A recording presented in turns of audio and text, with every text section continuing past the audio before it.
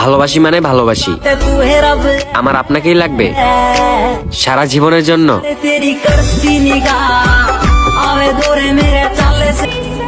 আপনাকে পাওয়া গেলে আমার আর কিছুই লাগবো না। জান, আপনার কাছে একটাই আবদার, আপনি আমারে কখনো ছাইরা যেন না।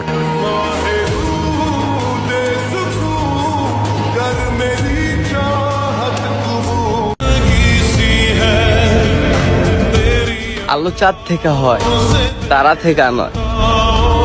ভালোবাসাটা একজনের প্রতিই হয়, 10 জনের প্রতি নয়।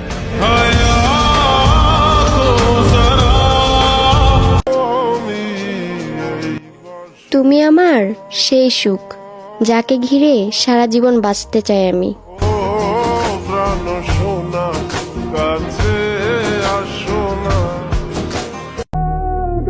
যাকে সবটা দিয়ে ভালোবাসা দেই, সেও বুঝিয়ে দিল কাউকে ভালোবাসতে নেই।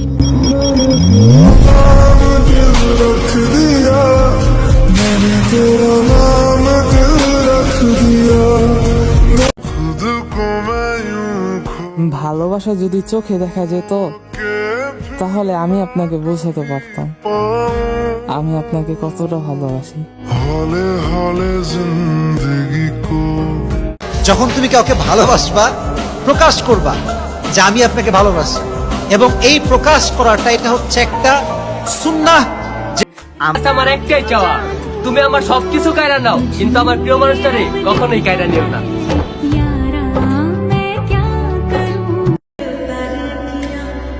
চাঁদের মতো সুন্দর তুমি, কত প্রতিষ্ঠিত ছেলে তোমার পিছে ঘুরবে।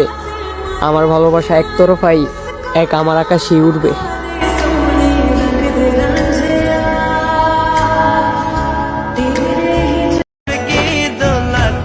ওই জান, কান খুলে শুনে রাখো, তুমি শুধুই আমার।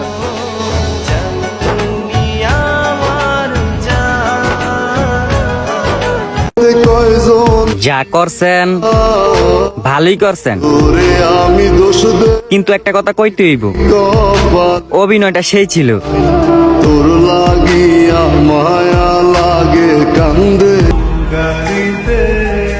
আমারটা আমি জানি, বাকিটা আমার আল্লাহ জানে। বন্ধুত্বটা কেমন পর্যায়ে পৌঁছলে এক বন্ধু আরেক বন্ধুর জন্য মাঝরাত 2 টাকা দেয়।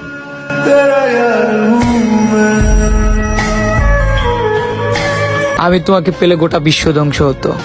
দেখো, তোমাকে পাইনি, কিছুই নষ্ট হলো না। যা নষ্ট হয়েছে তা কেবলই আমি। বুঝছো, আমার না হওয়া মহারানী।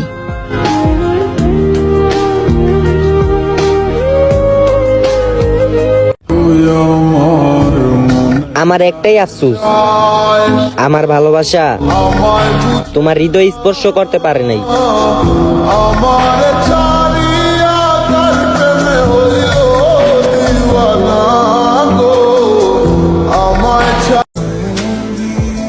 আমি তোমাকে ভালোবাসি।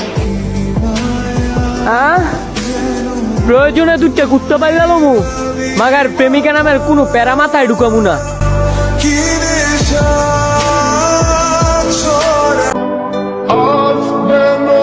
ভালোবাসতাম তোরা অনেক, ছাইরা না গেলেও পারতি।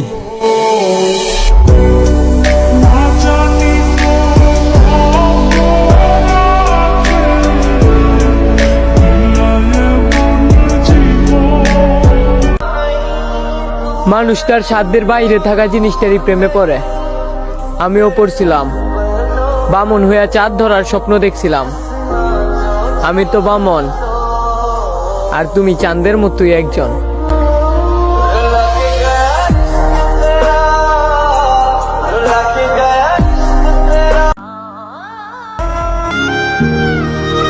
সবার দেয়া দুঃখ আমি তোমাকে বলতাম, ও হে মায়াবতী, তোমার দেয়া দুঃখ আমি কাকে বলবো।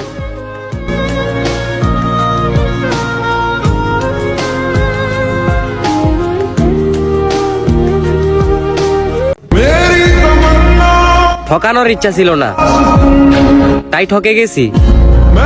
হারানোর ভয় ছিল, অবশেষে তোমাকে হারাই ফেলছি। পরকালে আপনি যখন আপনার প্রিয় মানুষের সঙ্গে জান্নাতে চলে যাবেন, তখন হয়তো আপনাকে ভালোবাসার অপরাধে আমাকে জাহান্নামে পাঠানো হবে। কারণ আপনাকে পাওয়ার জন্য নিজের সাথে যে অবিচার আমি করেছি তা বড় ধরনেরই পাপ।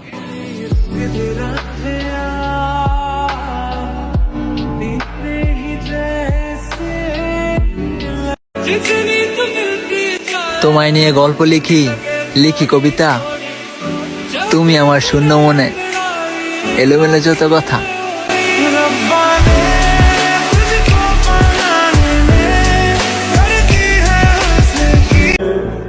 সামনে তো ঈদ চলে আসতেছে।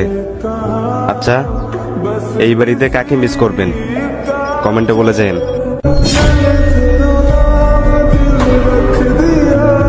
বিশ্বাস ছিল, ভালোবাসাও ছিল, পরে দেখলাম পুরোটাই আমার স্বপ্ন ছিল।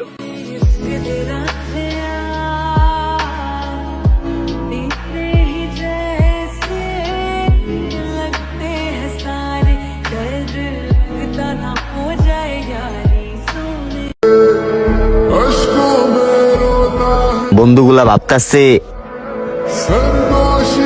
আমি হয়তো বেঈমান হয়ে গেছি। আরে না রে ভাই, এখন তো আমি আমার কেরিয়ার নিয়ে ব্যস্ত হয়ে গেছি।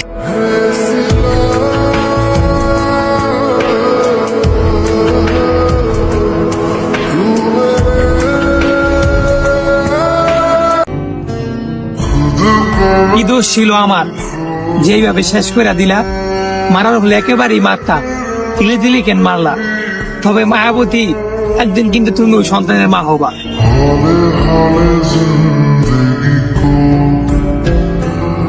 আমার গল্পে আমি ভিলেন, আমি নায়ক।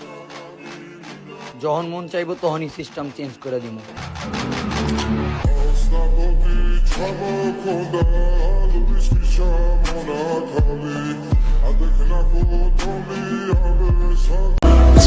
কতটা খারাপ লাগে তাই না, যখন আপনাকে কেউ মিথ্যা বলে কিন্তু সত্যিটা আপনি জানেন।